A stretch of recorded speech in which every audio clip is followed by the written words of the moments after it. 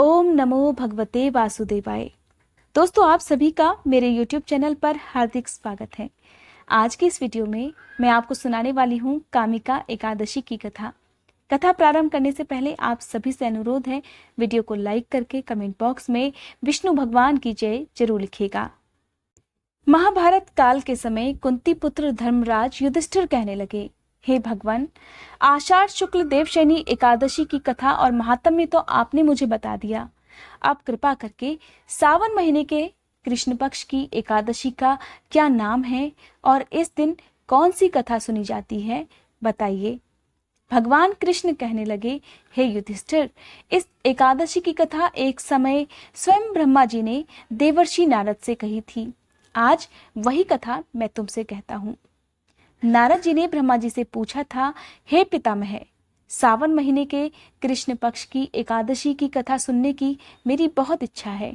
उसका क्या नाम है, क्या विधि है और उसका महात्म्य क्या है, सो कृपा करके कहिए। देवर्षि नारद के ये वचन सुनकर ब्रह्मा जी ने कहा था, हे महर्षि नारद, लोगों के हित के लिए तुमने ये बहुत सुंदर प्रश्न किया है। सावन महीने के कृष्ण पक्ष की एकादशी का नाम कामिका एकादशी है और इस दिन कामिका एकादशी की कथा सुनने मात्र से वाजपेयी यज्ञ के बराबर फल मिलता है। आज के दिन शंख चक्र गदाधारी भगवान विष्णु की पूजा की जाती है, जिनके नाम श्रीधर, हरि, विष्णु, माधव और मधुसूदन हैं। इन नामों का ध्यान करने से और पूजा करने से जो फल मिलता है उसे सुनो। जो फल काशी, गंगा, नैमिषारण्य और पुष्कर में स्नान करने से मिलता है, वही फल एकादशी के दिन भगवान विष्णु की पूजा करने से मिलता है। जो फल सूर्य और चंद्र ग्रहण पर काशी में और कुरुक्षेत्र में स्नान करने से, समुद्र वन सहित पृथ्वी का दान करने से और गंडकी नदी में स्नान करने से भी प्राप्त नहीं होता, वो भगवान विष्णु की पूजा करने से आसानी से प्राप्त हो जाता है। जो भी मनुष्य सावन के महीने में भगवान श्री हरि की पूजा करते हैं, उनसे देवता, गंधर्व और सूर्य आदि सभी पूजित हो जाते हैं। इसलिए पापों से डरने वाले मनुष्यों को और अपने पापों का प्रायश्चित करने के लिए कामिका एकादशी का व्रत और भगवान विष्णु की पूजा अवश्य करनी चाहिए। जिस प्रकार पाप रूपी कीचड़ में फंसे हुए और संसार रूपी समुद्र में डूबे हुए मनुष्यों के लिए इस एकादशी का व्रत और भगवान विष्णु की पूजा अत्यंत आवश्यक है, इससे बढ़कर पापों के नाशों का कोई उपाय हो ही नहीं सकता। इसलिए हे नारद, स्वयं भगवान ने भी यही कहा है कि कामिका व्रत से जीव कुयोनि को प्राप्त नहीं होता। जो भी मनुष्य एकादशी के दिन भक्ति पूर्वक तुलसी दल भगवान श्री हरि को अर्पित कर देते हैं, वे संसार के समस्त पापों से दूर हो जाते हैं। विष्णु भगवान रत्न, मोती, मणि और आभूषणों से इतने प्रसन्न नहीं होते जितना तुलसी दल से वे प्रसन्न हो जाते हैं। तुलसी दल पूजन का फल 4 भार चांदी और 1 भार स्वर्ण दान के बराबर माना जाता है। हे नारद मुनि, मैं स्वयं भगवान की अति प्रिय तुलसी को सदा नमस्कार करता हूँ। तुलसी के पौधे को जल देने से मनुष्य की सभी यातनाएं नष्ट हो जाती हैं। इतना ही नहीं, एकादशी के दिन जो भी तुलसी के दर्शन कर लेता है, उनके सभी पाप नष्ट हो जाते हैं और तुलसी को स्पर्श करने से मनुष्य पवित्र हो जाता है, रोग मुक्त हो जाता है। कामिका एकादशी की कथा के अनुसार बहुत समय पहले की बात है। एक गांव में एक पहलवान रहता था। उसी गांव में ब्राह्मण भी रहते थे। पहलवान को अपनी शक्ति पर बहुत गर्व था। उसका शरीर सुडौल था, जिसकी वजह से उसके अंदर बहुत घमंड भर गया था। धीरे धीरे वो गांव के सभी लोगों पर अपना रौब जमाने लगा, बात बात पर उनसे उलझ पड़ता।